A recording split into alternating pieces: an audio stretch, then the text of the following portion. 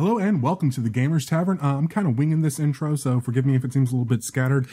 Basically, I'm recording this, exporting it, then we're recording an episode of the podcast, and I'm packing everything up so that we can go to Gen Con, and we're going to be doing a lot of stuff there. Ross and I are both going to be at Gen Con in Indianapolis this weekend, Thursday through Saturday. If you want to find out what we're up to, the podcast's Twitter feed is the best way to get hold of us. It's at Gamers Tavern PC, as in podcast. You can also follow me. I'm at Abstruse, or you can follow Ross at Ross Watson 1. That's ROSSWATSN and the number 1. You can follow us. That's the best way to get hold of us. We may be announcing anything that we have going on that may be public, or you can tweet at us if you've got something going on that you think we might be interested in. This episode, we've got Chris Pramas and Sean Patrick Fannon to talk about gaming milestones, those rites of passage that we all go through as gamers. But before we get to that, I just want to warn you, toward the end, he just moved to Colorado. His mover showed up with his stuff in the middle of the recording. They showed up an hour early, which, wow, movers actually showed up early. That's kind of shocking. But he had to drop out for the last little bit, and so did Sean to help him move in. But Chris and I wrapped things up pretty well. And without further ado, go ahead and grab a drink from the bar and take a seat at the table in the corner, and we'll be right back after this word from our sponsor. Are you looking for a new game to play? Drive-Thru RPG is the internet's largest source of role-playing games. Enjoy our game table episodes with Shadowrun, Dungeons & Dragons, or Mutants and Masterminds, and you want to join in? Or is World of Darkness, Battletech, or Fate more your thing? Or maybe you just want to check out games from our guests like Accursed and Shintar, the Savage World series. Just go to gamerstavern.org/drive-thru-RPG and you can have a new game to play in minutes. And they also have the largest selection of free games, source books, and starter sets anywhere in the world. Go to gamerstavern.org/drive-thru-RPG and support the show with every purchase. Hello and welcome to episode number 39 of the Gamers Tavern podcast. I'm your host, Ross Watson. And I'm Zero Mont Jr. And tonight we have with us a couple of great guests, big guys in the gaming industry, Chris Pramas. Hello. And Sean Patrick Fannon. I resent the implication that I'm fat, even though it's true. Tonight we've got a great show. We're going to be talking about rites of passage in gaming. But before we jump into that, let's do what we always do here in the Gamers Tavern and let our listeners know a little bit about who our guests are and where they might know them from on the interwebs and things of that nature. And we do this in the form of a gaming character sheet. Now, Sean's been through this before, so I'm going to kind of have him go first. Sean, can you briefly tell our listeners about you and your gaming career as a gaming character sheet? What system? I always ask this question. What system do you like? Well, what system are you as a gamer in when you think of your gaming character sheet? All right. Well, of course, right now, these days, it's Savage Worlds. Okay. And as a Savage Worlds developer, I'd like to think I have at least a D10 on the scale with Shintar coming up. And hey, with nomination for Best Rules, I might even be able to claim D12 now. I might have leveled up there. For the Ennies for this year. Yeah. Shintar Legends Arise Best Rules, which I'm still just stunned by. Legends Unleashed got Best Electronic Book. I've got, I could think I could at least claim veteran rank at this point because I've been doing this thing since 1988. And, just before we started up, Chris very kindly pointed out that he saw one of my more famous books, The Fantasy Role Playing Gamer's Bible, sitting on the shelf at a used bookstore in Seattle, which, I mean, that just makes me giddy. That's it. That's out there for someone to grab. Though I'm kind of disappointed you didn't get it, Chris. I mean, honestly. Sorry, man. Jeez. I could have I'm not rich. I work in gaming. Oh, well, there you go. Yeah. I definitely like Chris. I have the poverty hindrance. So, there's that. I've got connections. I think it could be said I have my level of schmooze is probably at least a D8, D10. Right. What are some things you're known for in the gaming industry? Well, the book, The Fantasy Role Playing Gamer's Bible. Of course, I started out, as you well know, 4th edition Champions days. That was the beginning of my career. I've dabbled in and out of the computer games industry, but mostly tabletop stuff. 1st edition Star Wars, I did some work for them. Did a lot of work for the latest edition of Star Wars. aforementioned Shinetar, but I've also had a hand in helping Shane and the rest of the crew just constantly improve Savage Worlds as a core rule set. I worked for Gamma and helped run Origins and the Gamma trade show for a while. Spent a good bit of time as a marketing and communications manager for Drive Thru RPG and RPG Now, which is where Sean's Pick of the Day came from. And Sean'sPickOfTheDay.com, thanks to Daryl, is up and running and going really, really well. So kind of everything except art, because my stick figures look like they have epilepsy. I've kind of done it all. All right. We've recently discovered I suck at business, though, which is why I'm happy to call you partner. Yes, it's true. I am now part of Evil Beagle Games. I am the managing director of Evil Beagle Games. So it's kind of a big deal. But we will get into that more probably towards the end of the podcast. So let's shift over to Chris Pramas. Chris, what's your gaming character sheet look like?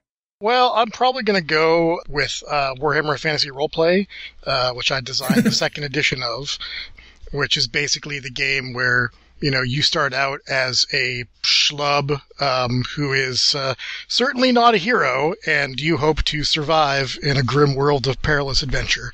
So, that seems apt. I think my starting career was probably like student, something like that. And then I guess I've probably gotten into an advanced career now. Some might say charlatan. I don't know. That's maybe that's unkind. But, I picked up some skills. Beastmen haven't killed me. Game designer, a grim world of drinking and shaming. Yeah, that's right. And I would like to point out that Chris Pramas is our second guest at this point that has been on Will Wheaton's Tabletop, which if I count you as the GM of the Dragon Age game, then technically we're undefeated. Gamers Tavern guests are undefeated on Tabletop because you finished the game without Chris Hardwick derailing it too much. No table flips. Yeah, well, it's true. I mean, I guess, I didn't even know about the whole giving out a trophy angle of the show till it came on and I started watching it because, of course, we didn't do that for an RPG session. So that was, I was like, oh, yeah, that was a thing we didn't do. So, yeah, I did not lose. I guess it would be hard to lose as the GM. I could see if anywhere it happening, it would happen on Will's show. But good luck. Good job that it didn't. Yeah. So, Chris, you are, of course, the head cheese over at your game company. Would you tell us about that? Sure. I'm the founder and president of Green Ronin Publishing. I started the company back in the year 2000 when I was still working actually at Wizards of the Coast as a role-playing game and then as a miniatures designer there. And I started the company sort of as a side project because I had started working on miniature stuff there, but felt like I wanted to kind of keep a finger in the role-playing pie, as it were. And then when the idea of the open game license and the D20 system and all that came around, I thought, oh, well, that's something that I could do. I could put out some D&D adventures and see how that goes. And it went well enough that by the time Wizards laid me off 2 years later, I just stepped into working in the company full time. So since then, we've published a whole bunch of stuff. Our primary games right now are the Dragon Age RPG, which I designed, Mutants and Masterminds, which is Steve Kenson's game, and A Song of Ice and Fire Role-Playing, which is the Game of Thrones RPG that Rob Schwab designed. And lately, we started doing some Pathfinder books as well. I've hired Owen Stevens to develop those because, man, he knows Pathfinder. He certainly does. Yeah. He knows it so much that Paizo hired him themselves. Yes, that's true. That is true. Now, but he's still working for us, thankfully.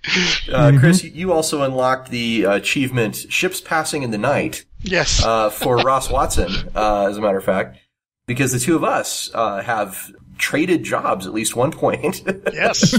At Vigil Games when we were you were working on Dark Millennium Online, the Warhammer 40K MMO, which then you left to go back to Seattle, and I kind of came in at the same exact time. So yes, I think we kind of tag teamed that one. Yeah, I think I saw you once, and then I left. So yeah, it's kind of a quick high five, and then then I went on my way. Yeah, But hey, you got something out of Vigil that I did not, which was a shipped title because you got to work on Darksiders too. So, yes. Well, thankfully, at least something good came out of that. Yeah. I ate some good barbecue and made some friends.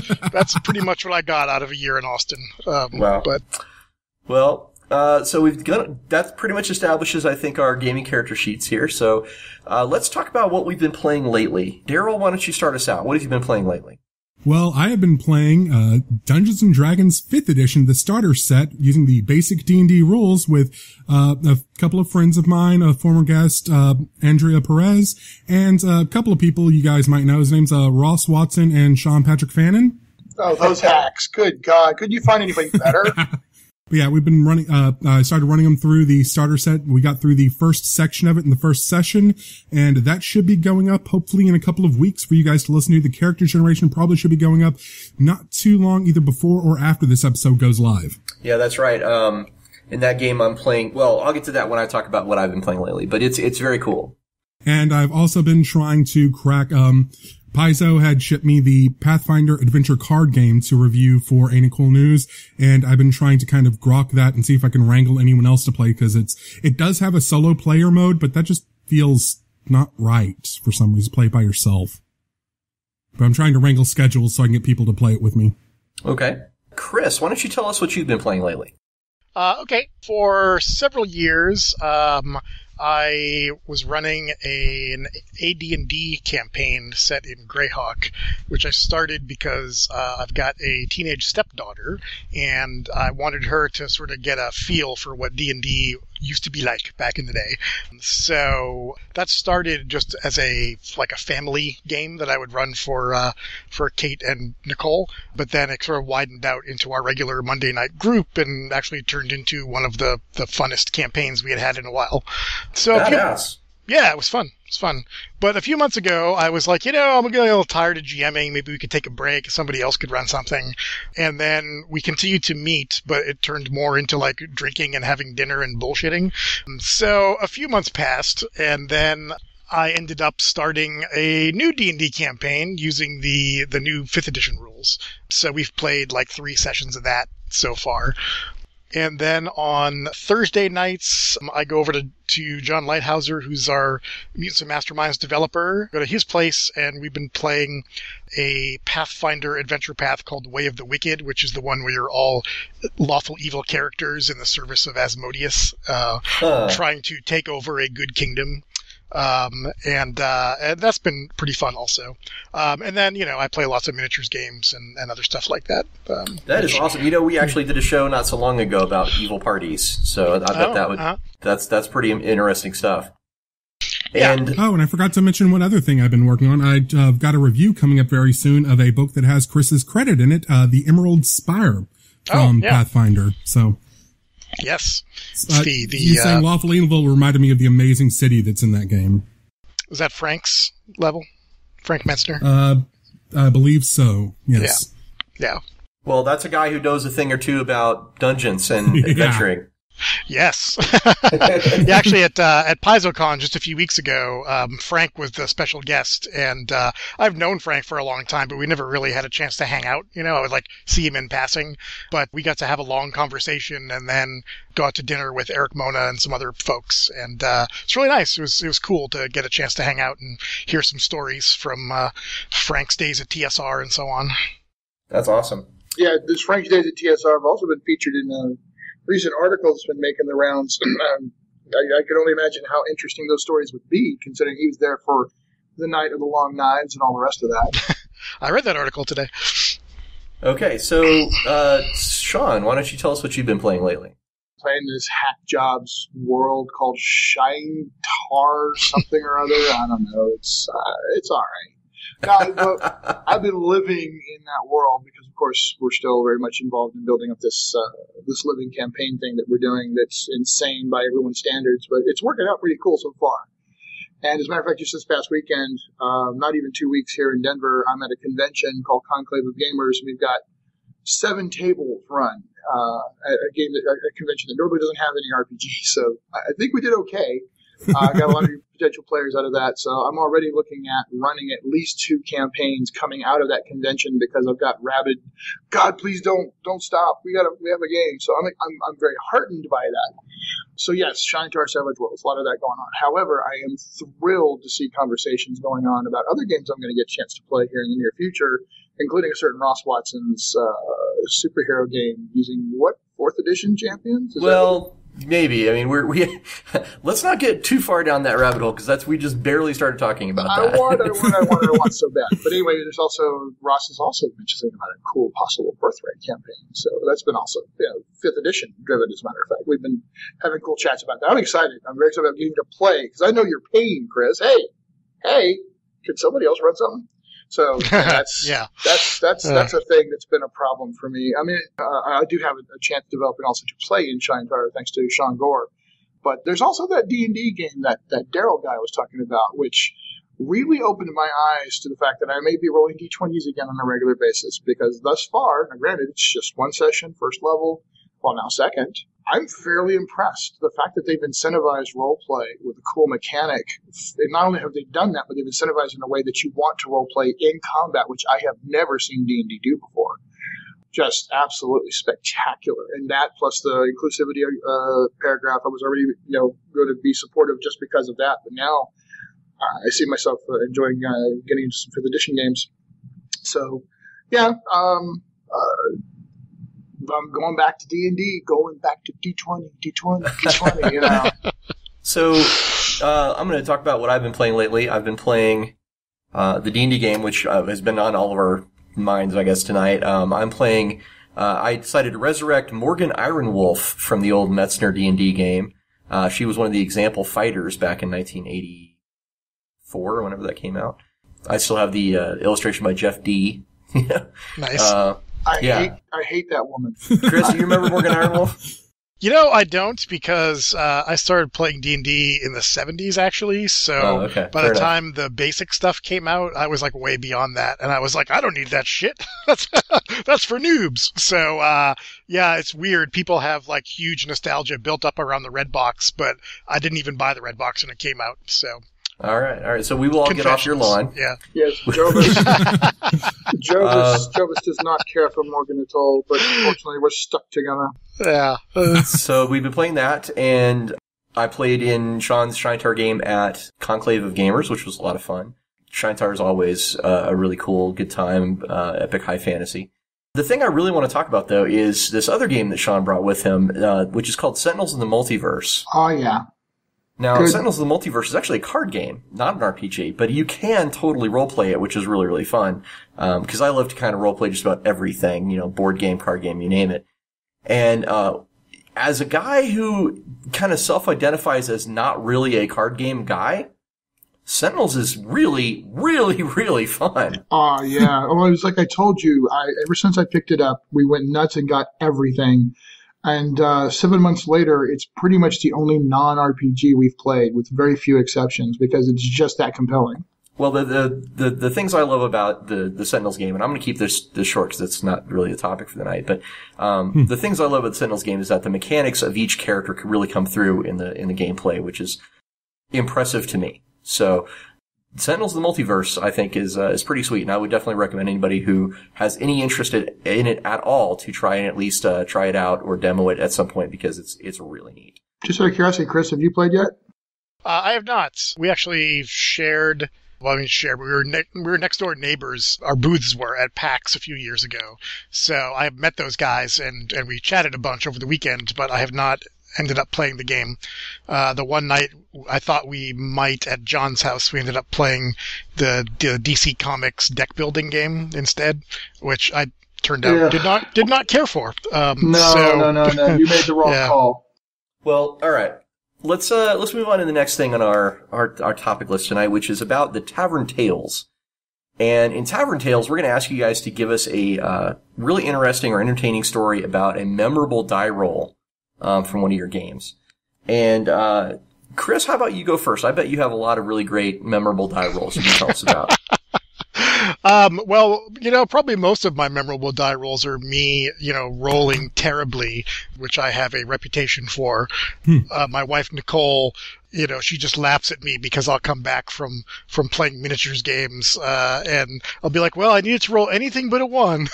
And then I rolled a 1, and that's just sort of a recurrent theme, in my gaming life, generally. It's happened to anybody who plays Warhammer 40K, that's for sure. Yes, any miniatures game, really, or, well, probably game, really. But I guess particularly memorable instance, I was in college, and we used to play Warhammer Fantasy Battle in the basement of my dorm, and we didn't have a table that was big enough, so we would tape out an 8x4 area just on the concrete, and then we would hunker over that for like 6 hours. We were playing. So, and we'd often start at midnight because I worked till like 10 p.m. So we would like get our miniatures and meet in the basement at midnight to play Warhammer all night, which is the sort of thing you do in college, I guess. Anyway, we were playing. My friend Bill was playing Bretonia, who were like the chivalrous knightly faction, and he had like 3 big units of elite cavalry, and all of them were sort of dangerously close to the edge of the board, and he had to make a morale roll. No! Oh, no! After I defeated one of his units in combat, and he was good on a 10 or less on 2d6, and he rolled an 11, and the unit broke and ran off the table, and then the 2 nearby units had to take panic tests because, their general and his unit had just run off the board, and then he rolled like another 11 and a 12. So basically, like 2/3 of his army just ran off the board and were out of the battle forever. The pain. Yeah. So yeah, that was a good one. That's a very good memorable die roll. Thank you, Chris. Mm-hmm. Sean, do you have a good memorable die roll you can tell us about? I have a memorable series of horrible die rolls that happened just, I don't know, it was last week during a certain D&D 5th edition game where we basically got the buddy cop thing going, the dour, trying to be straightforward, get things done, former Smith dude named Jovis, and this happy-go-lucky swashbuckling, nothing ever goes wrong for her, Morgan something or other. And, she's throwing axes at everything, and I'm like, get a proper weapon, and I'm like firing the crossbow, and it's like she just knows somehow, so she like looks at me and says, go, you go right ahead. 2, 4, 3. The series of die rolls did nothing more than establish that I was the straight man and Morgan was the face and the star of that show. And so the dice determined my role no matter what the hell I wanted to do. So there we are. I think that night I may have rolled 4 times over a 10. So, yeah, the virtual D20 hated me really bad that night. Now, like I said, that series of die rolls established the dynamic that I think is going to play through the rest of that campaign. So I'm Riggs and you're Murtaugh? That's exactly it. All right. I'm getting too old for this. All right. Well, on the plus side, your final roll of the night was pretty impressive, but I'm not going to spoil exactly what it was about. Oh, yeah. But good things are going to come of it. Yeah, it's a big roll. You should definitely listen to Game Table to find out what it was. Yep. Okay, so let's jump into tonight's topic, gaming rites of passage. I'm going to turn it over to our 2 guests. Can you guys tell us what do you feel are probably the most important rites of passage as a tabletop gamer? Are we talking strictly RPG or tabletop gaming in general? Well, probably tabletop gaming in general. But we brought you guys on the show for a reason because RPGs like few other people do. Well, I would say, your first hobby game is an important rite of passage, going from the sort of games that we all played as kids, and then discovering sort of the world of hobby games. Probably your first game convention is a good rite of passage. Oh, yeah. Big one. I'd say your first set of dice. The first time you get a handful of dice and you're, looking them over, or the first time you even go to buy your own dice. That's a huge thing right there because as silly as it seems, it is a major for a lot of people anyway, it's a major cultural kind of thing of I am choosing the talismans of my future gaming experiences until I realize I'm going to just go buy all the dice and keep changing my mind. But at first, you're really particular about that first set of dice. I suppose on the negative side, there's the first person in your group who ruins the group, and your game goes down in flames. Everyone probably goes through that at some point. It's the first moment of table drama, absolutely. Yes. The first person you encounter in the culture who you really just have no idea how to deal with them. There's a lot of interesting people, and the hobby does, fairly spoken, draw a wide variety of people and a very eclectic variety of people, and sometimes you end up with very interesting interactions with people completely outside of what you would have experienced up to that point in your social interactions. And because of the nature of what we do, we all gather at a place and we sit down to play a game. You're kind of going to be around that person for a while. So it's not like I have an initial, especially at conventions, right? For example, you sit down the first time at a table at a convention game, which by itself is a rite of passage. And you have that interaction with that person, and you get to know them in a way you may have never gotten to know them otherwise, and realize, hey, that's actually kind of a cool person. So you would say, this all kind of ties into a big overarching theme. I would kind of want to term that theme being the discovery of gaming, right? The idea that it's not just Monopoly and Scrabble. There's more than that out there. Yeah, absolutely. So we were kind of going over some of these milestone first events, like your first, set of dice, that kind of a thing. What would you say, for example, your first character death would be a really big rite of passage? Yeah. Yeah. I remember mine, so I guess so. Yeah. I never get over Macho Grande. I mean, sorry. Yeah. It actually wasn't the death of my character that upset me. It was the way that the rest of the players treated my corpse.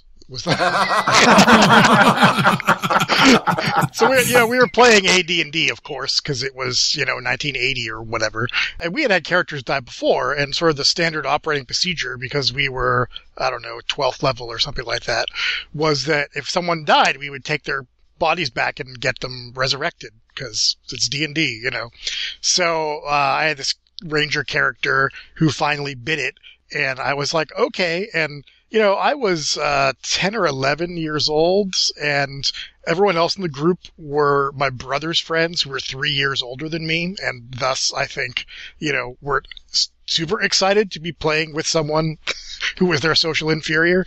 Anyway, my character got killed. I didn't get upset, and then they left my corpse at the bottom of a tree while they went up into a tree house. And then, when they woke up in the morning, my corpse was gone. And oh well, roll up a new character. And that's when I got upset. I was like, "You are assholes." So it's not just though the exploration of.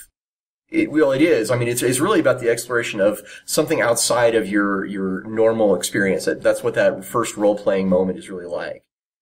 Do you think that you could probably boil that down into that first, holy crap, this is awesome moment when, you suddenly have that realization that your character does meaningful things?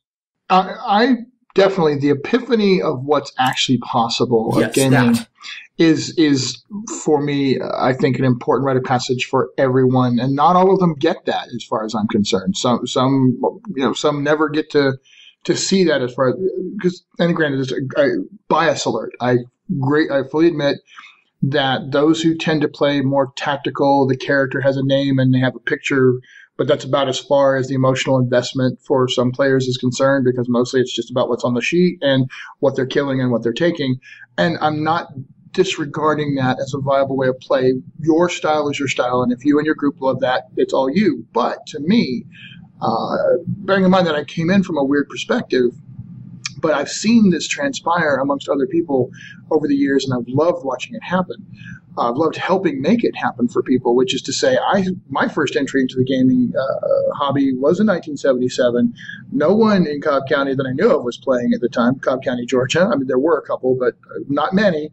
And I picked up a games magazine, and this one writer had an experience where they actually wrote about their own epiphany just in that one game, which was, okay, we're walking around these dungeons, and the guy's describing all this stuff. Well, I don't know if anybody else at the table is getting what I'm getting out of this at the time, but for me, it was this immersion into the story in the sense that I'm actually getting to be somebody other than who I am, and that epiphany, that moment of translation into another space in which I'm getting to pretend to be somebody and have an impact on at least this small, tiny piece of the world. The concept of that is so divinely different from any other game experience that it was a hugely transformative thing for me, and I brought that to the table as I basically taught myself to be a DM, and then later as I prefer to call GM. But watching people see that potential when they sit down at a table, and they may have sort of gotten it before, but then if you're running with them and they suddenly go, wow, you mean I really get to just talk and be this character, and you care about what my story is, I love watching that. I love watching that transformation, because that's what RPGs specifically bring, and LARP. Okay, fair enough to say LARP too. What do you think, Chris? Is that right? Do you think he's on the right track? Well, I mean, what excited me about role-playing games was essentially the idea that, that I could have adventures myself that were like the fantasy fiction that I was reading, right? I was a big reader from when I was very young, and I loved fantasy and sci-fi. And so, basically what D&D was to me was like the game of the books that I love, mm-hmm. Except now I could make my own characters and have these adventures. And, that was the like, oh, this game is totally for me moment of understanding, So, yeah, yes. It's life-changing for me. Between Star Wars and Dungeons & Dragons, everything changed in 1977. Well, I've got this moment I remember when I first was playing D&D. That was just my epiphany. We were basically just doing that, meeting someone in a tavern, thing that you did, especially in the early days of D&D. That was very, very common. And it was my very first ever game of D&D. And I turned to the guy that I was playing with, one of the other players, and I said, "Do you think we can trust these guys?" And the GM had the characters in the tavern react to my question, and I had no inkling that, this was, at the time I had no idea of, the difference between in character, out of character, because it was actually an in character statement, but it was the first time I'd been held accountable for that, right? It was the first time that my Cowboys and Indians, understanding of role-playing games, became something that was interactive, really interactive. And I was like, oh, holy shit, they're actually listening to us talk, right? Yeah. I'm not Ross talking to his buddy Bill. Right, I'm actually my character in the tavern talking, and that was my epiphany, which I thought was really cool. Yeah. You're inside the fourth wall at that point. So, when I was in college, I was running an Ars Magica game, and the players, their magi were negotiating with this other magus. And, in my mind as the GM, I was like, yeah, there's no way this guy's going to make a deal, But one of the players, came up with something that was really clever, and I started to say no, and then I paused myself to think about it and go, oh no, wait a minute, he would totally take that deal, So, and the players could see it happening, and and after the session, they were like, we could tell, that you were actually swayed by what the player came up with, and that was awesome. And so yeah, that was a fine moment of role playingness, I guess. Daryl, do you have an epiphany moment? We're doing this for 9 months and you get my name wrong. Seriously. And you're never going to let me forget it, right? Nope. Goes into the book. But my introduction to role-playing was a little bit unconventional by most standards because I came in the most bass-ackwards way you could think of. I was not allowed to play D&D because, devil worship, perp. And, I actually came through it, and this was my kind of epiphany moment because I had played before, but it wasn't real role-playing. If you want to hear more about that, go back to episode 0, where I talk about my first experience playing Shadowrun and Battletech, where we didn't bother, rolling dice or anything. We just told each other what we were doing. But my first moment was actually through, again, the most backward-ass way you could do it, Hero Quest. If you guys remember that old Milton Bradley Games Workshop board game that came out. Well, what happened was I had bought the game and we were playing it straight through when I was running the game, and I was kind of not knowing what I was doing, barely knew the rules and fumbling around a lot. And one of the other guys who played D&D said, okay, let me try running it. And there wasn't a specific moment, but it was just the fact that we started playing at 4 p.m. and didn't stop until 8 a.m. the next morning. Just going through, and he was making all this stuff up off the top of his head. And when we started, adding on and breaking the rules that they had written in the thing and creating so much more than was just in that little booklet, and understanding that the world can be so much bigger than just what the rules specifically say. It was just that whole experience, that whole night of experience of just playing around and finding new things to do and breaking out of the molds of what I was used to Monopoly. This is what the rules of Monopoly are. You can't do anything that's not in these rules. And we blew right past that, and it was a lot of fun, and I still remember that to this day. Now, Daryl, you make a really great point about something I was just about to bring up. I want to ask Chris and Sean about this. Do you guys feel that one of the big rites of passage is the first time you run a game as opposed to being a player? Oh, yeah. Oh, yeah, God. Certainly. It would have to be. Unfortunately for me, that started out right away. I didn't have anybody else to run. They were like, well, what's this game? Oh, okay. So, I mean, like I said, I come at it from a very unusual perspective, but somebody had to start, right? So for me, it was kind of reversed. My first rite of passage was as a player, and sort of as a sub-rite or a lower level rite or a sub-cockle rite or whatever. There's the whole, when you go from being the guy behind the screen for a long while and you transition either for the first time, as was my case, or back into the role of player. That's also sometimes complicated because you're used to having a lot more authority to say, no, wait, you're not supposed to do that way. And you're not supposed to do that. You're supposed to shut up and let the guy run the game. So that was an interesting thing. But yeah, I would say absolutely it's such a huge step up for most players to go from I've got this character to worry about to suddenly everybody's expecting me to know everything about the world. It's a hell of a thing. What do you think, Chris? Well, yeah, I mean, there's some people who just never do it either. I mean, there's people who just play. They're not comfortable, with the idea of running. And, there's a sense in which you become responsible for other people's fun.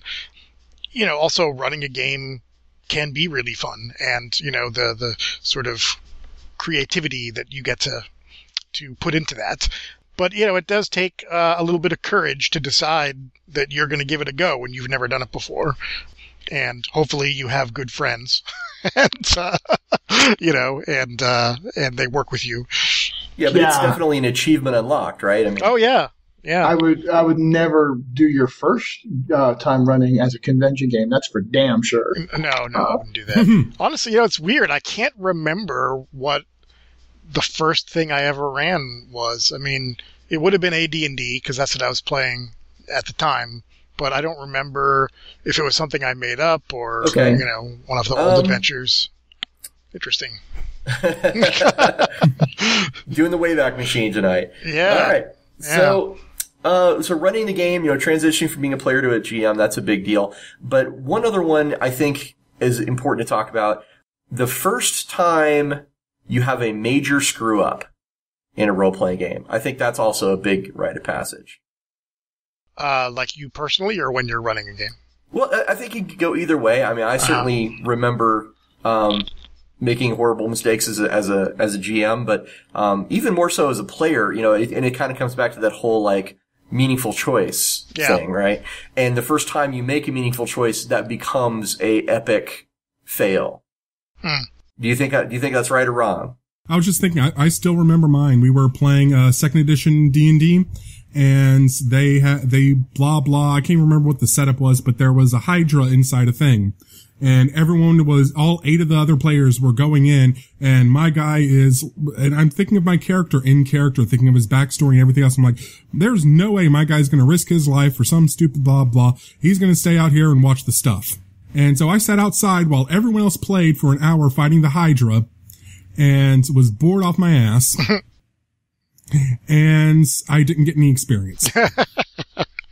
That happened to me in a Gen Con Champions game, like circa 1990 or something like that, where I decided to be a little tactical and I was going to like watch the outside while the rest of the group went inside in case it was a trap. And, you know, Champions has a combat system where things happen extremely slowly. And so even though, you know, in the real world, getting inside once things started happening would take like 30 seconds or a minute maybe. In Champions time, that was a long time of not doing anything.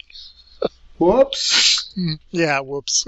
Yeah, I've certainly had a few of those kinds of experiences. I'm trying to think. I'm not able to put my finger on a specific example, but I do know the first time where I recognized that I had completely let a player down as a GM.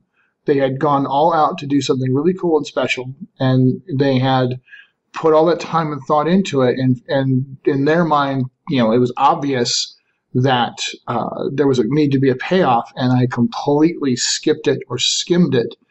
I'll never forget the first time I had a player cry on me because of that. I'm not going to get into any details because I don't want to embarrass anyone, but I will just say there is one specific instance I'm thinking of where I still feel horrible about it to this day. And I went, oh God, did I go out of my way to make up for it later? But there was still that missed opportunity, right? That glorious moment of story that they had been waiting for and were building up to. And I didn't deliver. Well, the point is, I think, you know, talking about it as a rite of passage, it's something you learn from.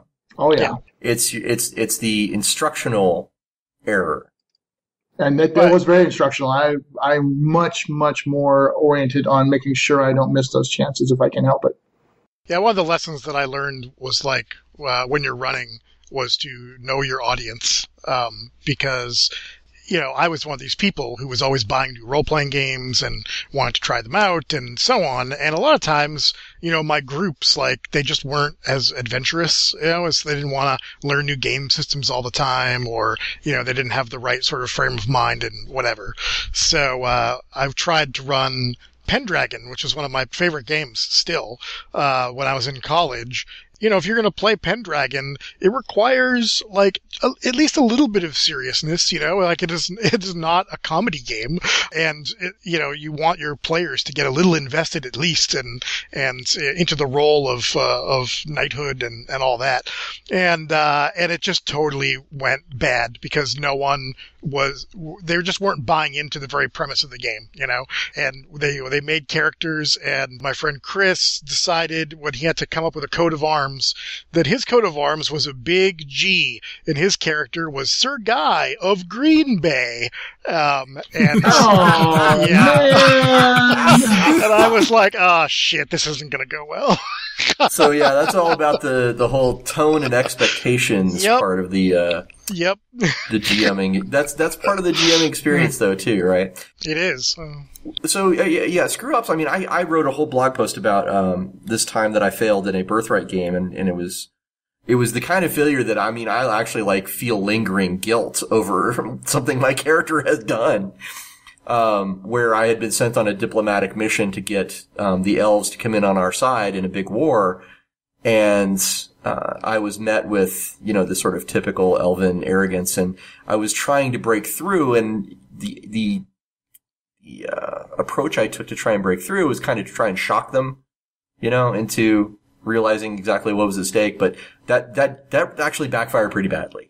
So, I wrote about my character standing on the castle parapet looking out over the other side of the river, which was basically on fire from all the raiding elves who had gone out and torched all the freaking, you know, villages over there because I had pissed them off so badly on my diplomatic mission. And I was like, oh, yeah, consequences. Yeah, consequences. And, you know, it was to me, that's a rite of passage. So, you know, maybe we should talk about another rite of passage, although let's not, I don't want to correlate this with in anyone's mind with the idea of a screw up or anything like that, but what about your first edition change? When your game changes editions? Oh, this old chestnut. For me, the first time,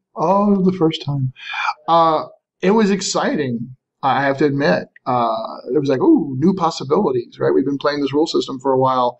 You know, of course, there was a complete failure to to acknowledge the value of money and therefore look back at the money spent versus the money you're now going to spend. But back then, a new edition was pretty much a book when I was first experiencing that kind of thing. But then, of course, over time, there's like, oh God, I've got to spend all this money again. I don't know if you've been messing with and house ruling a system for long enough. It's hard not to be at least interested in what they're going to do next. Yeah, I mean, overall, like my early experiences with edition changes were positive. Like, when they were announced, I was like, oh, cool. Like, I can't wait to see what they come up with. And, maybe they'll fix some of these niggly things that have been bothering us and so on.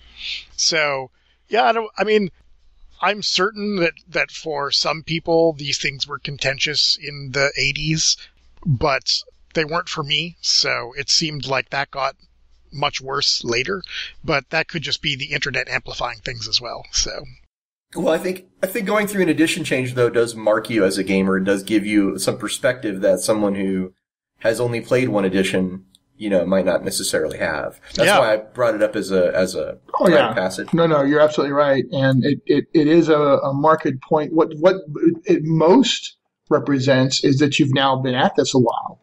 Right, you've been playing that particular game. You have like a milestone. Yeah, right. You've had investiture in that game, or maybe you've walked away from that game. Like certainly is my case with D&D. I walked away after a while with just struggling through 3.5 and just not really enjoying it anymore. Not that I considered it a bad game, but it just got to a point where it wasn't particularly fun for me. And then I took a little sniff at fourth, and it just was not going to wash for me at all. And I definitely fell on the side of this was not a good choice for the most part. And now I'm coming back with so each edition change actually marks its own, moment. But certainly I can look back and go, holy crap, I've been through 5 editions. Am I old or what? It also depends on the nature of the changes. Like in some games, like Call of Cthulhu went through 6 editions with really not all that many changes. You could take a stat block from first edition Call of Cthulhu and 6th edition, and they're pretty similar. But other games, sometimes they will like throw out the entire system and be like, "We're starting again," and that is a much bigger sea change for people to deal with. Well, Sean brought up an interesting point, too, that I want to address really quick, and that's the idea of burnout. I would say burning out is also a rite of passage, although certainly not a positive one. Yeah. One time where it's just like, I've been doing this too long, I just can't come up with anything this week, guys. I'm sorry.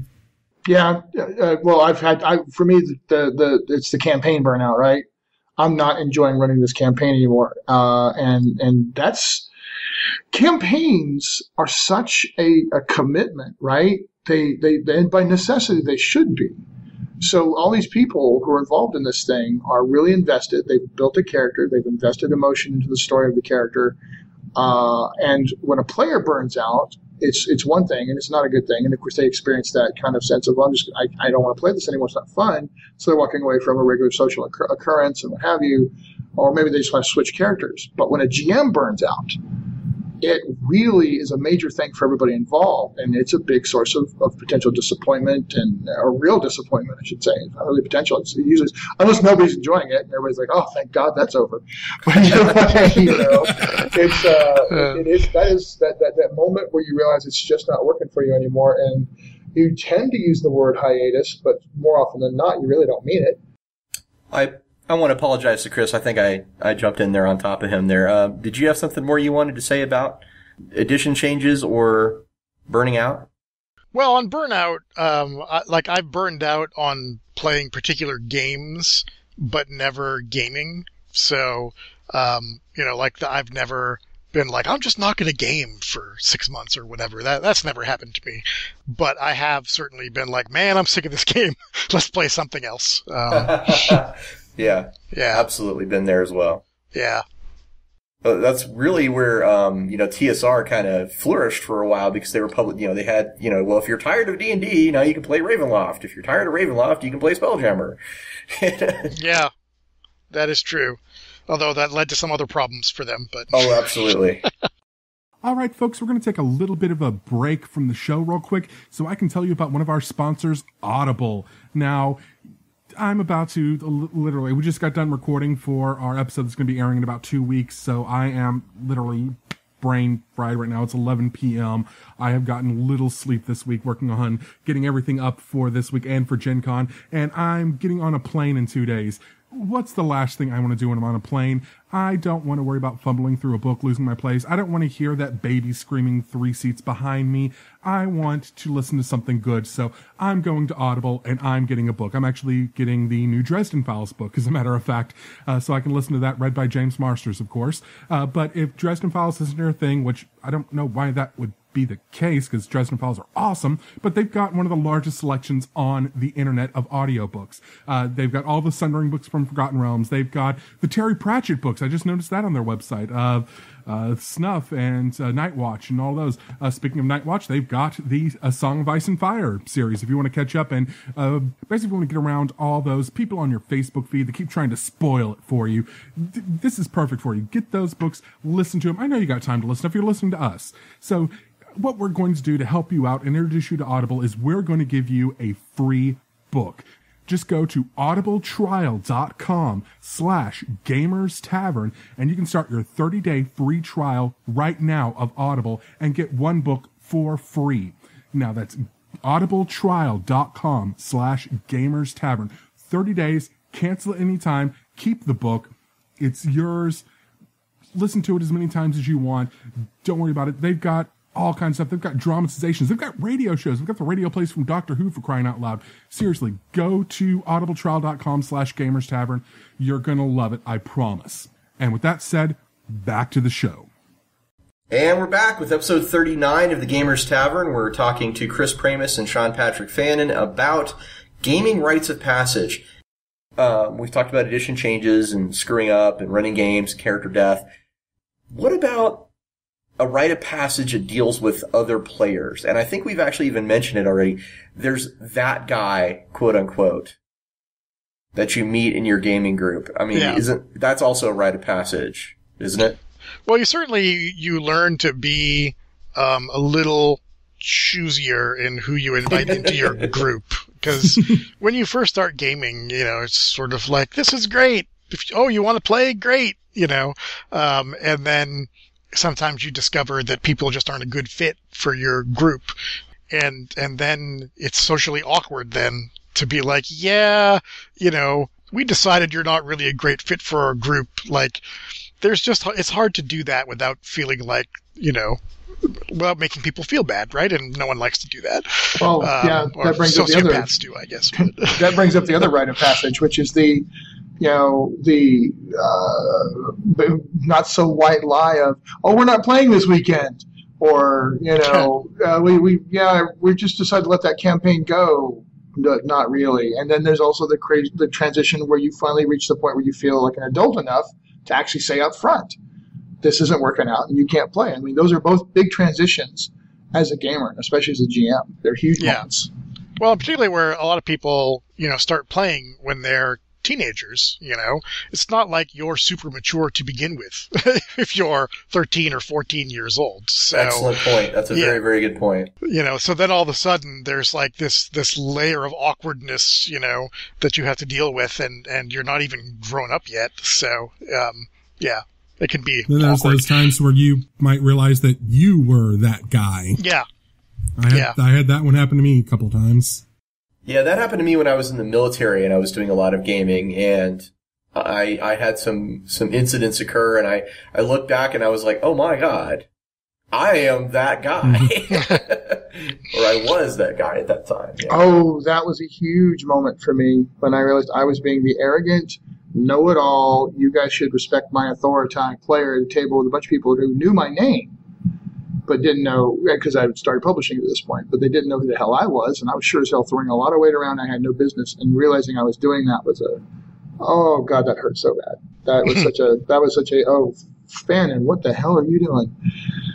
I mean, it would be more of a professional designer rite of passage than a gamer rite of passage. I don't know, but realizing you're that guy sucks no matter what. Yeah. Okay, so I think another big thing for me, certainly as a rite of passage, is the first time that you realize that you're basically speaking an entirely different language. And you're not just you're fluent in that language, right? You can say things like Thaco, AC, the gazebo, Tucker's kobolds, and people understand what you mean. I remember the moment where my mother's looking at me wondering what the hell I am talking about and starting to worry a little bit. What's your dex? How high is your con? Yeah. Yeah. Or interpreting the world in terms of those numbers.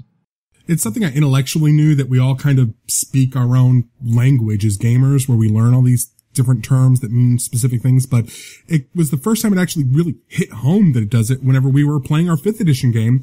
We have someone who's never played a role-playing game before, Andrea. And I was just rattling off because it's, again, back in my brain, second language. I said, okay, you're trying to do a dex check. The DC is 14. And she goes, what does DC mean? I'm like, oh crap, I never explained what that meant. Yeah. Just that moment where I'm really, I forgot I'm speaking a foreign language right now. I have to remember to translate. Save for half. Half of what? It's sort of like any discipline, right? I mean, people develop specialized language, for all sorts of things in academia and beyond. And so it's ours.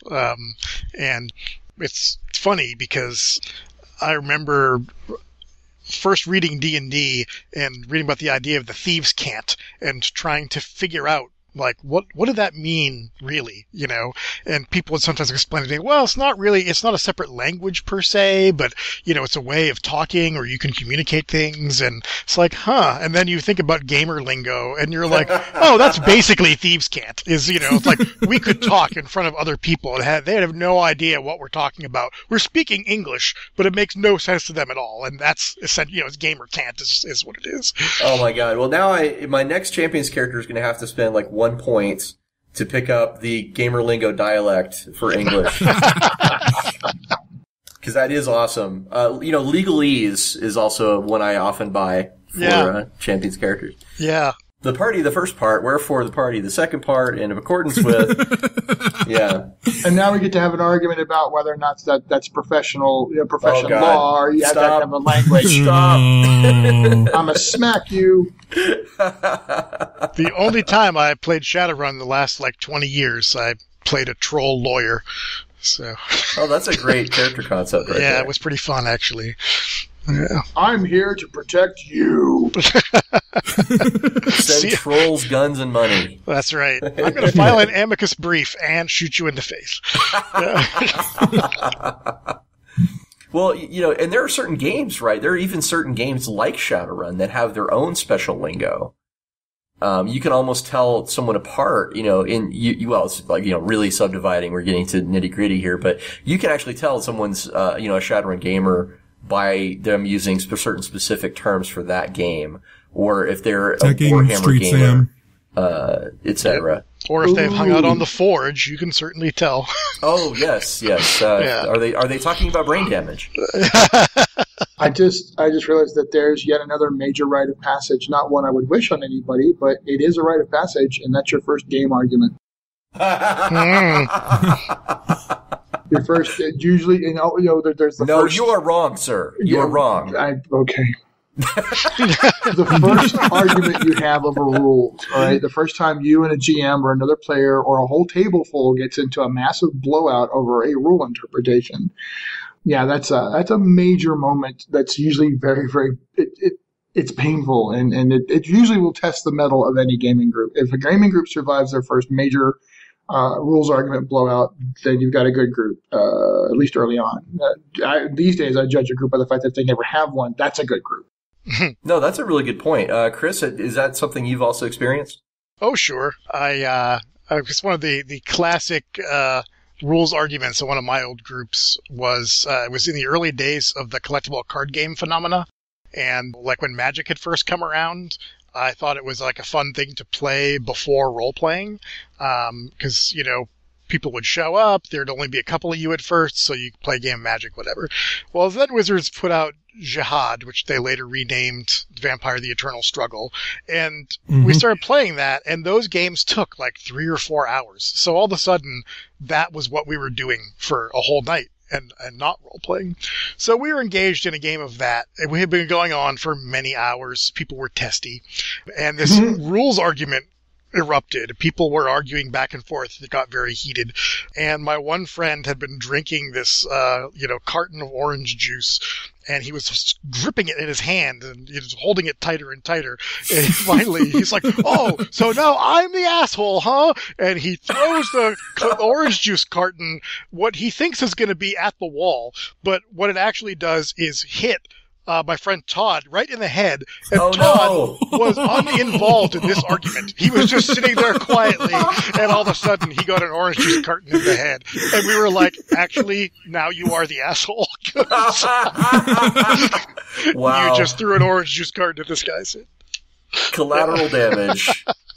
Oh my God! So, of course, I'm imagining the basically the effectiveness of a bar fight, but I'm assuming it didn't devolve quite that far. No.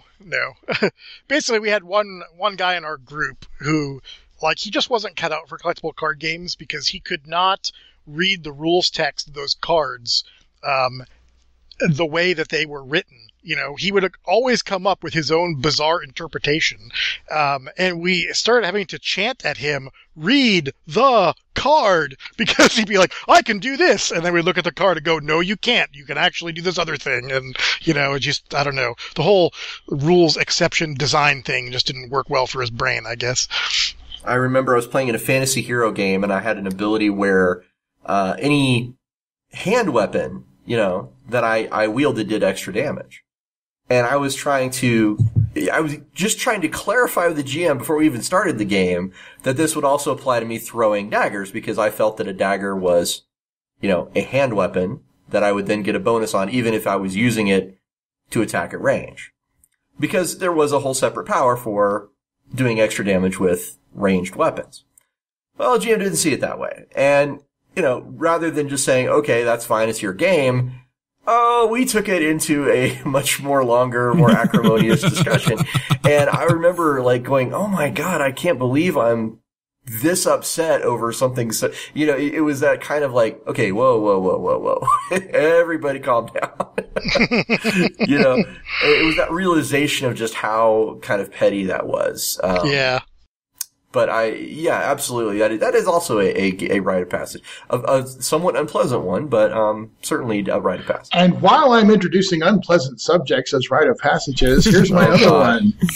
The first time a group encounters an in-character emotional breakdown that cannot help but spill out into real emotions.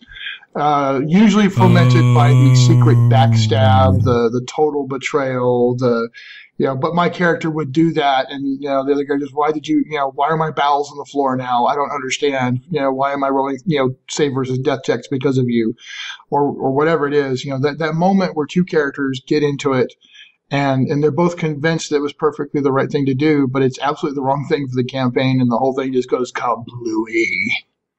I remember one of those. I was playing at the game store, and we were actually running 2 characters apiece because he wanted to run big monsters, but he still wanted us at first level because we had a killer DM that owned the store. So our 14 first level characters ran into a beholder. Wow. Jesus. So in this little clearing of a cave that had bent around so that only half the people there had room to see there was a beholder there. And my fighter was dead in the middle of the bend. He gets hit by the dominate ray, turns around and smacks the guy behind him with his sword. So the guy there logically determines, based on the events, this guy must be turning on me, and attacks me back. And I had my wizard in the back of the thing, said, "Oh, no, you don't," and start attacking him. And it became a thing. We're going to kill ourselves before the beholder gets us. That's our revenge. That is pretty much almost what happened. Yes. I think we lost 3 people, one of which at least was to friendly fire. Okay. I would like to point out for listeners who maybe don't have a huge amount of experience with role-playing games, they are actually really fun. It's a fun activity you could do with your friends and have a good time. It only occasionally is there drama and, things like this going wrong. But, don't get the wrong idea about role-playing games. I guess that's what I'm saying. To be fair, I started in 1977. It's 2014. It's what I do for a living. It's what I do every weekend I can. So that should tell you something right there. These are instances that happen, as Ross calls it, rites of passage. But, take them as maybe fair warning that you should, try to talk things out before such situations blow up. Because the thing is, it is such an emotionally involving experience. That's what makes it magical, right? You can get emotionally invested in a Monopoly game, but I don't know why. But for role playing, you're supposed to get emotionally invested to some degree. So yeah, maybe those emotions get real for you, just like they would get for an actor who really throws themselves into a role. That's cool. That's awesome. And it's just we were younger, we ran into these problems where we didn't really know how to manage those as well as we do now. So cautionary tales, if you will, but at the same time, just kind of cool things that happen as you learn about the hobby. Well, let's build on that a little bit. Let's talk about, as a rite of passage, your first grand triumph. Because I think that's also important. The story you could tell other gamers to say, no shit, there I was in front of Orcus. I was actually behind the screen when I had mine. I had run a campaign at the local store. It was the first 3rd edition campaign. It had been running at this point for, I think, like 3 months, and had been building up for the final confrontation. The big bad evil guy, he's trying to open a portal to I can't remember what, I want to say it was the Abyss, that would lead the Abyss directly into the land so that it was direct connection and all the bad things come in, and they were trying to stop him from opening this portal, to just keep him from destroying the world. And he had a good motivation for destroying the world too. But, it came down to, they kept knocking him down and knocking him down and knocking down hit points, and finally they got him to the point where they had been collecting weapons to try to stop him, and he was half elf, half dragon. So the first one that comes up is the one fighter comes up and hits him with the longsword Kinslayer, which is an elf bane weapon, and critical hit. Nice. He's down to like 3 hit points. The next one, in turn, is the fighter wielding the greatsword, or the barbarian wielding the greatsword, called Dragon Slayer, which is a dragonbane weapon. Critical hit. So they stopped the evil with critical hits, barely surviving, and managed to keep the ritual from continuing to open the portal and save the world. That's pretty badass. My NPC that I built up, and I love this NPC and I brought him back again, he died, but that's his point. He's the villain. They were supposed to kill him. And even if I wasn't the one that saved the world, it felt like I was a part of it. Because that was just so awesome. That it was the perfect moment, perfect timing, perfect 2 people, got the perfect 2 hits right at the end. Yep. So for you, it was about providing that perfect experience to your group. That and just the random chance that came up that it was those 2 guys back to back in initiative order that took them out. Well, right. So that was all, the random chance, and everything just fell into place perfectly for that final battle. I think there's something to be said also for really having a campaign that reaches finality. Like, so often in role-playing games, you start a campaign, with that idea that you're going to play for, a year or maybe years, and 6 months later, things fizzle out, and then you play something else and so on. But I remember in college, we were playing the Warhammer Fantasy Roleplay Enemy Within campaign, and we were playing it as the books were coming out. And so we would finish one and then sort of wait, and the next one would come out. But, over the course of several years, we played through the entire campaign, plus, extra stuff. So it was a real feeling of accomplishment when we finished the final adventure of 5. After all the stuff that we had done and accomplished, it actually had a satisfying end to a campaign instead of it just kind of fizzling, No, that's a really great point, Chris. I think that's something I hear an awful lot from experienced gamers, is that's the thing that they they think back on the most is like, wow, I wish I'd have been able to finish that campaign, or I wish I had some closure for this character that I loved, or I wish I'd been able to, achieve the goal that I set out to do with this particular game. So getting that finality, as you say, I think that is a really great rite of passage. Absolutely. And that was actually, you stole my thing, Chris. Nice job. I don't want your thing, Sean. Rage flip. I'm going to totally rage flip. We're going to have a total knockdown right now. Not really. I'm just too tired. But anyway, the first time that I brought a campaign to a conclusion, and I had the whole table of people stand up. I mean, I'm not kidding. Stand up and give me a standing ovation. And there were people crying, and I was crying. And it was I'm choking up thinking about it now, as a matter of fact, because it was that profound. I mean, you're right. For we were like, oh, these crappy things that, nothing can touch that beauty, that moment where we all told a story together. And I mean, like you said, Daryl, that sense that you facilitated that incredible moment. You weren't the opponent. You were the one who made it possible for them to immerse themselves in that moment and have that victory. And thus, it was your victory too. It was the same thing for me. And to have all these people go, oh my God, that was such a great event. And I've had that amazing experience. This is like it's the drug. It's why I keep doing this. It's why I keep writing games. It's why I keep producing stuff. It's also why I keep going to conventions and exhausting myself running them. Like this past weekend, everybody was so excited at the end of the thing we did just this past weekend at Conclave. Once again, an emotional rush and an emotional sense of well-being from that sense that everybody else had a grand adventure, and they all look and say, you gave us that gift, and then they give me the gift back of what they did. It feeds on itself. It kind of makes you understand how cults work, but in a much more beneficial way than a cult operates. Yeah. Yeah. My triumph on that front is a campaign called Shadows Angelus, which ran for 2 years back in Maryland, and it was a very, very successful game. We did like 26 episodes or sessions of it. And, I look and see the webpage that my friends made for that game, which has like 90 different in-character stories that the players wrote. And, my friend and fellow game designer, Mike Serbrook, who was in that group, actually wrote an article for, Haymaker magazine called The Best Game I Ever Played, which was about Shadows Angelus. And to me, that's like my trophy, right? I think that's the thing I look at and say, I actually can do this. Yeah, I saw that website. I was wondering, can we talk a little bit about that initial exploration into gaming? That discovery of what gaming is about beyond, say, the basic Dungeons and Dragons and things of that nature. Yeah. Well, it was really the gateway for me was reading Dragon Magazine.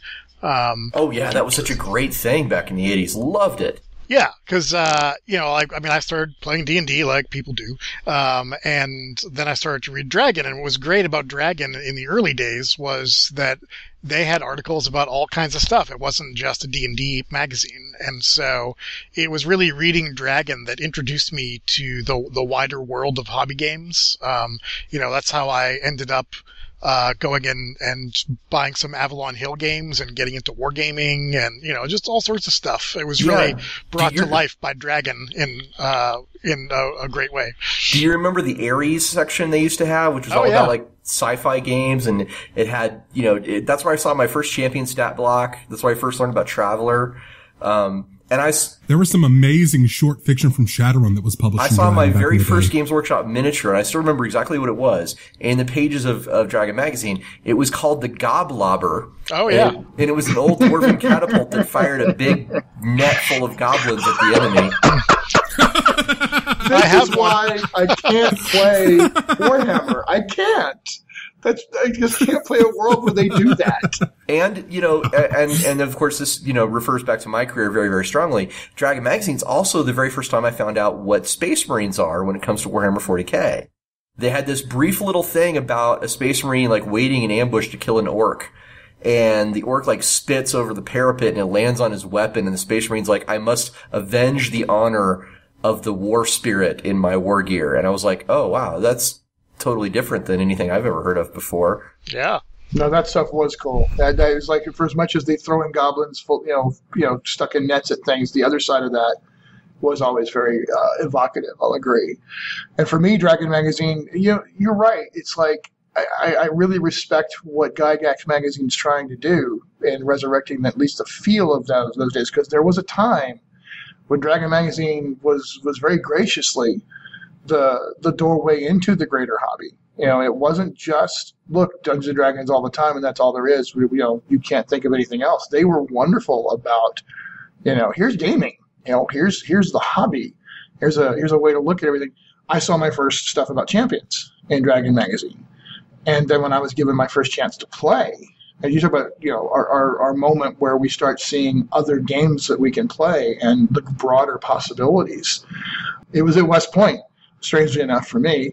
And I met some fellow nerds who weren't quite, we were there, we belonged there, but we didn't belong necessarily there with all the rest of the guys that belong there in the same way. So we're up in the computer lab area because there's tables up there and nobody will bother us. And Colin Hotnett, may he rest in peace. He unfortunately had a heart problem that took him out way too early in this world. But he was the guy who ran my first Champions game. And what an epiphany that was. I mean, a game system with no class and levels, a game system where I build my character, point build, what is this? So from there, all the manifest possibilities of the hobby started to really explode a lot for me. I'd say my career may have sort of started at that moment I first played Star Knight for the first time. Well, the thing was, I did not have a lot of money to buy game stuff, When I got Dragon Magazine, I read it cover to cover, often multiple times, because, that's what I had to read. And so, I had not, previous to that, been much of a reader of comics, but when they had those Marvel files in Dragon Magazine, oh yeah, those were great. I read all those. That's how I learned about so many of those characters, just by reading those articles. It's like, well, I haven't read the comics, but I'm going to read an article that's going to tell me about Wolverine now. Okay, and yeah, I was just introduced to a lot of stuff that way. And even honestly, Gen Con, they used to actually include in Dragon the entire events listing for Gen Con. So if you want to pre-register, you could look at the events and then send in what you want to play. And even though I knew I couldn't go, I would read the event listings just to see, what are people doing at Gen Con, And that gave me this image of how awesome Gen Con must be. Because I would see, someone's doing, the Battle of Helm's Deep as a miniatures game at Gen Con. Oh my God, I'd love to do that, Oh my God, Chris, can you imagine two of us both staring up at the same stars as we were doing exactly the same thing, 2 worlds apart? Because I swear to God, you just described exactly what I did too. Wow. Because exactly that is, you couldn't be there, but there was that sense of... I'm getting that song from American Tail. Yeah, exactly. That one. When I had the opportunity to go to Gen Con, I had a roommate in college who was from Milwaukee, and some of his friends came to stay with us in New York City, and they were like, well, in the unlikely event you ever want to come to Milwaukee, you could stay with us. And I was like, seriously? Because there's a convention there I totally want to go to. And 6 months later, I was crashing on their couch, and I went to my first Gen Con, and it was awesome. So, we ought to do, Daryl, some kind of episode just about Dragon Magazine at some point. Maybe Dragon and Dungeon combined, because those were amazing things for sure. And I'm actually from a slightly different gamer generation. I was born in 1980, so I'm the young kid on this episode. But I had kind of a similar experience, because by the time I had gotten into Dragon and Dungeon, they were just Dungeons and Dragons all the time. But there were 2 other things. One was something from when I was really young. There was a distributor of games called War Games West. Oh, yes. That would put out a catalog. It was kind of like the preview catalog that you get from comic book stores now. But it was just all the games, these little descriptions and sales blurbs of them. And I would read through it and just I want to try this game. I want to try this game. I want to try this game. The other one was something that was kind of a stopgap for a while. It was Shadis magazine. Shadis. I wrote for Shadis. Awesome. I wrote for Shadis. I remember that. Well, check that out. We got two Shadis writers here. Man, if we could just get Jolly Blackburn, we'd have a trifecta. Yeah. Yeah, I think my first Star Wars gaming thing ever was for Shadis Magazine. It was something called The Spark Before the Flame. And it was about running Star Wars prior to when all the big name characters became important, so that your characters could be important instead. Did it have Gungans? Probably didn't exist when he was writing this. And no one heard from Ross again. So Sean did prequels before there were prequels. Yes, I did. I did the right prequels. So, Ross, you keep forgetting Sean knows where you sleep, don't you? So, yeah, I think we're all talking the same language here about Rites of Passage. I'd absolutely Dragon Magazine and branching out and learning about, I think what we're really talking about here is like being part of a community, right? Is we're seeing things in Shadis, and we're seeing things in the catalog, and we're seeing things that like the idea of Gen Con, and we're realizing we're not just some isolated people out there playing a game that some, faceless company is making. We're actually part of a movement, part of a subculture. Well, it's much easier to find subcultures now because of the internet, but, before the internet, like, you had to work at it, and, it was the same for me with punk rock and with gaming, where it was just like things that I got into that's like, I could not, go to the mall and find out more about punk rock, like that was not happening. And surprisingly enough, Chris, I think there's a big crossover there in that a lot of the punk rock and gaming stuff all happened because you saw a flyer pinned on corkboard somewhere. Yes. But yeah, it's like I had to go, I grew up outside of Boston in a suburb called Peabody, and, one of the things I would do when I went into Boston, it was like, that was like where I would go to try to connect with my various subcultures, go to Harvard Square, hang out with the punks, go to Newbury Comics, go to, the games people play, and, Complete Strategist, and check out the new gaming stuff, and, all that sort of thing. It was, I was about to sound like an old man, so I'm gonna stop now. Too late. Too late. Yeah. Yeah. I mean, for me back in the day, it was the train and hobby shops. That's where it was happening because nobody else knew what the hell to do with it except Spencer's. When I first discovered the existence of D&D, my mom and I went on a quest. All we was missing was swords versus orcs to get through the wilderness of American retail in 1977. And Spencer's Gifts was one of the only places where you could find that, not the 3-book box set, but the box set that had the dragon sitting on the pile of gold, looking out at the two guys going, "Oh crap, what did we just do?" Now, kids who listen, Spencer Gifts used to sell more than Playboy merchandise and sex toys. Yes, they did. Yeah, they didn't used to just be Hot Topic under a different name. Yeah. So, They sold Call of Cthulhu, which is so weird to me. Where it's just like, oh, you can go to Spencer's Gifts and get like a knit condom and Call of Cthulhu, because there you go. That goes together.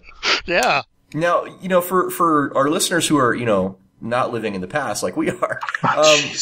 There are ways to feel part of the community, and probably as the new modern rite of passage for that, I would say, or at least I'm going to propose, and I want to hear what the guests think of this, but I'm going to propose that it's really about the time you write something or you say something that people respond to, like a blog post or a tweet or a forum thread.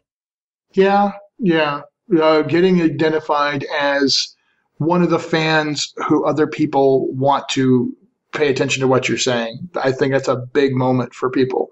If you latch onto something, these days, we're reveling in the past because Rites of Passage, it's about your history with a hobby or history with something. But, oh my gosh, I am so thrilled with 21st century game community building. It's so wonderful to see. I mean, yes, there's all the things that people can say about, they're on the internet and they're yelling and screaming and it's so easy to be an asshole. Well, yes, of course, but that's internet community, period.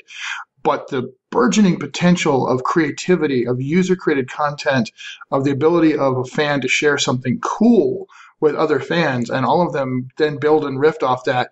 I watched that happen with Savage Worlds, and so did Shane. And Shane was just beyond thrilled and built a community, an amazing community around Savage Worlds, based purely on the fact that his system invited such creativity and such shared creativity amongst the Savage fans. And I mean, there's certainly the game systems, but this is just one I have the personal experience with. It was mind blowing as I delved into that and watched that. And so I watched friends who stepped up and became, I'm sort of into gaming, but wow, now people are actually interested in what I have to say.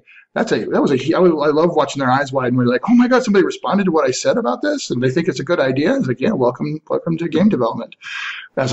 I had the same thing as kind of more of a late 20th century thing with Dump Shock and Shadowrun, the online forums, the quote unquote unofficial forums that have been around since back in the FASA days.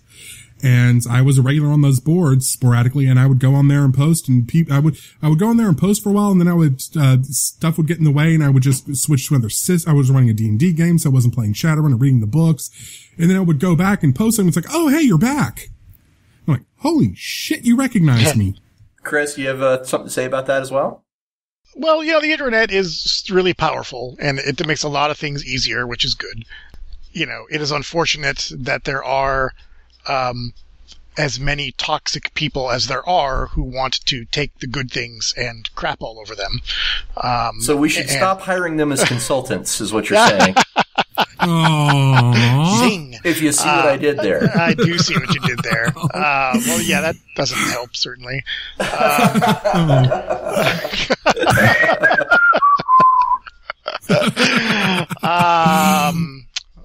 Well, anyway, I like conventions because I find that when you interact with people face to face, things tend to just be more positive, Every year when we do Gen Con, it really sort of lifts the spirits of everyone in the company because it's very easy to sit at your computer every day and just have people, complaining at you all the time and get worn down by that, and we always come out of Gen Con feeling so much better because it's 4 days of people coming by the booth and telling us, how happy they are at the games that they're playing with our stuff. And it's just such a great antidote for internet negativity. And I think, even if you're not in the industry, conventions can be the same way where you're going and meeting new people and playing games with them. And, it's a fun thing to do. And, people are much less likely to be jerks to you, when you're sitting down to play a game together than if they're just on the internet spouting off. I always thought it was more, and it's kind of goes back to my video game days when I stopped playing video games for a long time because I got sick of playing online because when I played online, I played co-op with my friends or played versus on my friends. They always knew I could punch them in the face if they pissed me off enough. The guys online, you can't really punch anyone through the internet yet, but I'm working on it, and as soon as I do it, I'm going to be a trillionaire. I want to go back to something Chris had talked about earlier. I think he made a really excellent point. I want to kind of revisit that. He talked about the way that you can spread out from gaming and just a role player or as just any kind of really thing to other types of games in our industry. And I mean really cool special board games like Chris brought up Avalon Hill or miniature games. I mean, I know myself, I went from just D&D to BattleTech and to, I played Wooden Ships and Iron Men and I really did branch out and try new games because I was part of that gaming community and because D&D had led me to an understanding that gaming was a special thing. Yeah, definitely. There were certainly gamers who identified quite a bit with one particular style of gaming going back to the dawn of gaming. But, because I was young and reading Dragon magazine and no one told me any different, I just figured this is all gaming, right? So, miniatures, those look cool. I'd like to try that. And, squad leader, you say? Well, that sounds interesting. You'll see people who are like, I do wargaming and nothing but wargaming, or I'm an RPG guy, or, I'm a story games person. And, that's what they want to do.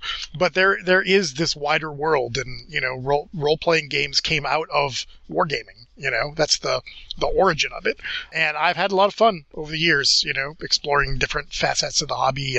I have way more miniatures than I could count, and continue to Are a try. lot of them Imperial Guard by chance? I do have a fair number of Imperial Guard, yes. I do think that a very positive rite of passage is exactly that transitioning into other, just even the broader scale of other geekdom, right? And realizing that suddenly there's this awareness, and this is much more today. I mean, you made the very good point earlier, Ross, and certainly Dale, you're a living example of the fact that for us, it was the convention was our opportunity to tap into that wider audience, and then occasionally like the newsletter thing and stuff as we were coming up. And then AOL, right? I mean, say what you will, but America Online really broke open the concept of being able to connect easily and socially online, which the gaming community responded to really well, especially after they stopped charging for a minute. But, we were talking about other games. I'm sitting here looking very proudly at my first Regiment Irish Brigade flag I got from the first time I ever played that one. And I'm sorry if I forgot the name. I think it's Ace of Aces, but modified. That guy had the cool telescoping antenna with the magnets on the bottom of the amazing little model airplanes. And, you did your thing. And of course, you had the wooden consoles with the little spent shell casings as your bullets to represent your stuff. And I started playing that occasionally because the one thing while I was working for Gamma that I was allowed to do, that I had time to do, which I had to go back to work, but I did really well with that. And it was like a wake-up call. It's like, there's other cool games. There's other cool ways to game. There's other cool things to do in this hobby. I discovered anime because of my involvement with gaming. I discovered lots of other geekdom I'm pretty sure I would not have necessarily tapped into because of my involvement with the gaming community. So that was a huge positive epiphany / rite of passage for me, was this other wide world of really interesting ways to entertain and socialize. Yeah, absolutely. And, I want to there's one other big thing I want to do here before we kind of wrap up this topic. I want to ask you guys, Chris and Sean, what do you feel is the most important thing that our listeners should keep in mind about all of these gaming rites of passages that we've talked about tonight? Well, I mean, I would just keep in mind that this is a hobby and something that you're doing to have fun. And it can happen that people get caught up in a bunch of sort of just peripheral bullshit and drama and whatever. And it's just not worth it, like it's caught up in sort of peripheral drama and nonsense. And just remember that games are about having fun with your friends and sometimes meeting new people and making new friends. And, that's really what you should focus on, I guess. That's my feel good summation. and for me, it's important to remember that a lot of these rites of passage are things that should be a way to bond with your fellow gamer. They shouldn't be used as a way to gatekeep. It's, oh, you haven't done this yet? No. They will eventually. It may not happen. These things don't happen on a strict timeline. Some people may never have these experiences, but it's a way for us to, it's like we were saying before, we share a common language. And I sit here and say, that guy, Chris knows exactly what I'm talking about. If I say Tucker's Cobalts, you know the story I'm talking about. Yeah, that sort of shared experience, is very powerful. And it's one of the reasons that people still go back and reference like the classic D&D modules, because those are experiences that we all shared, even though we were separated by thousands of miles, like, oh, do you remember when you did the Fire Giant module and that sort of thing? And So did anyone jump into the mouth of the mask on the wall? Yeah, for example. I got him to do it 3 times. I have no idea how the hell I managed that. But there's so much to gaming now. I mean, there's so many games. It's staggering, the amount of stuff that just comes out on a regular basis. And there's still all the classic games. It's not like they go bad, so you have much choice in the games that you play. And I think it's about time for us to go ahead and wrap up. There's one more kind of rite of passage that, unfortunately, Ross and Sean had to jump off the episode real fast. Their movers for Ross's permanent stuff is getting to Denver right now, so he had to run and take care of that. But I want to go ahead and ask Chris about a rite of passage that you and Ross and Sean all share that I kind of do not. But what was it like that first time you got a role-playing game product that you designed published? Oh, well, it's pretty exciting. The first professional work I did was on a game called Underground that Mayfair Games published.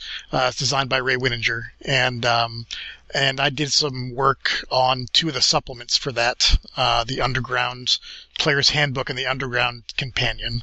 And it was, I don't know, maybe 10,000 words or something like that, so not a huge assignment. But it was something, and it was professionally published, and they paid me. So, when I got the books in the mail, it was super exciting, to, after years of buying role-playing books and sort of thrilling to the content, to see my own name in one of them was terrific.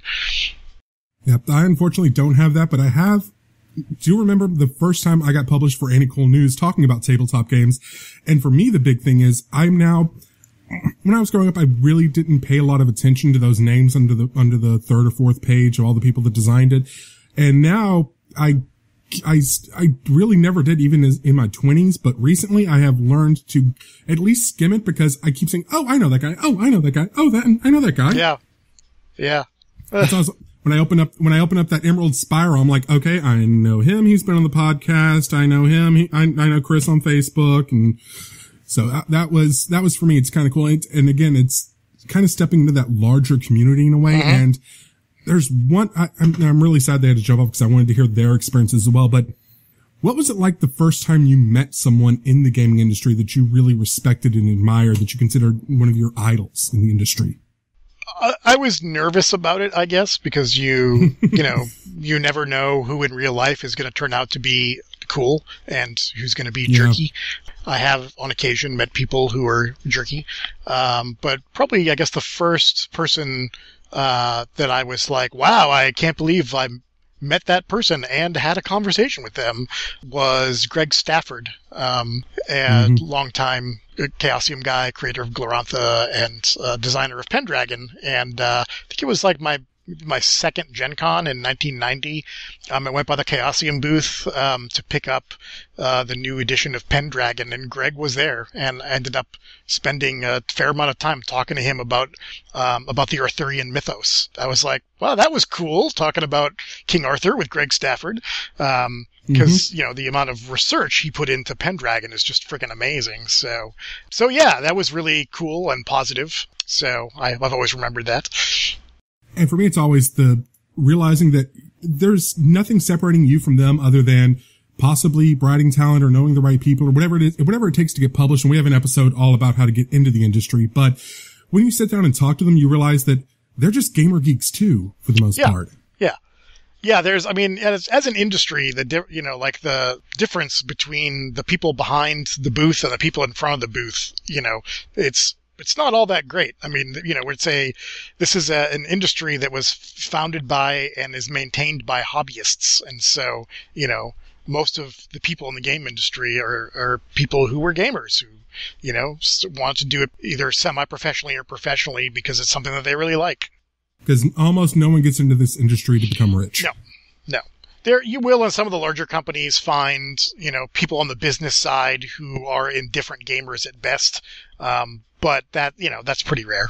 But yeah, for the most part, almost everyone you meet in the game industry, they come out of a gaming background because, there's really, you could do almost anything else and make a better living. So you better love it. All right. So that about wraps things up here. So Chris, why don't you go ahead and tell us, what it is that you have coming out soon and where people can find you on the interwebs. So I am at Pramas on Twitter. I'm also on Facebook. I have a blog, but I haven't honestly done much with it the last couple of years. And of course, Green Renine is greenrenine.com. We're actually running a Kickstarter right now for a party game called Love to Hate. It is the party game for inappropriate people. It is up until August 8th. If you go to Kickstarter and look for Love to Hate or Green Renine, you should be able to find it. And check out the video. It teaches you how to play the game in like 2 minutes, and it's fun. So we are about to release Gadget Guides, which is the next Mutants and Masterminds book. That is essentially a big book of pre-built gadgets of various sorts that Steve Kenson designed. We're also, on the same day, which is August 4th, releasing a reprint of the Song of Ice and Fire core rulebook. That has been out of print for some months, and this is the original one based on the books, not the Game of Thrones version based on the show, right? Well, there's only one role-playing game, same one? So well, yes, yeah, it's based on the books. Yes. The one that I keep linking because it's the only one in print is the one that's the Game of Thrones edition or something. Oh yeah, that's what it's called. It's the Game of Thrones edition. It's just the core rulebook has been out of print, so okay. It is now back in print. Okay. And then at Gen Con, we should have Icons, which is Steve Kenson's other superhero role-playing game, because Steve second loves edition, right? Superheroes, well, and role-playing games. Yeah, we actually had Steve on for our episode on superhero role-playing games. Great. And then shortly after that, maybe at Gen Con, it's really going to depend on if the stars are right as far as the printers go. We'll have set 3 for the Dragon Age role-playing game. Nice. Yes. I know a lot of people have been looking forward to that. Yes, it is long overdue, but finally almost here. And so I'm very glad that's coming out, because that was a system that I thought was really, really good for introducing new players to the game, because it's so streamlined and fast and easy to pick up, but it still has the same sort of concepts that if you want to move on to other role-playing games, like a D20 thing like Mutants and Masterminds, or if you want to move on to something else, it gives you a good foundation of role-playing games that a lot of the, I don't want to say introductory games, because Dragon Age has a lot of depth to it, but it seemed like it had a lot more going on for it than a lot of those games do. Yeah, it was designed to be someone's first role-playing game if they had never tried tabletop before. You know, we were hoping fans of the video game series who were interested in tabletop would check it out. So certainly being on tabletop was quite helpful. Yes. And it's an amazing 2-part episode you can also find in our show notes as well. Great. And it's Will Wheaton's birthday today, so happy birthday, Will. Yep, when we're recording, it is officially Don't Be a Dick Day. So that about wraps things up for this week. Unfortunately, I'm not Ross, so I'm gonna butcher his catchphrase probably, but may all your hits be crits. Have you been looking for a dark fantasy RPG setting? Are you interested in seeing a new take on the action horror genre? Then you should check out Accursed. Accursed is a setting for the Savage Worlds RPG created by me, Ross Watson, and my good friends Jason Marker and John Dunn. It is a world where the heroes are monsters who fight for redemption against the witches who have conquered their land. To find out more about Accursed, search for Accursed on drivethrurpg.com. Accursed is now on sale there and in many other fine retailers for gaming PDFs. Thank you very much, and I hope you enjoy Accursed.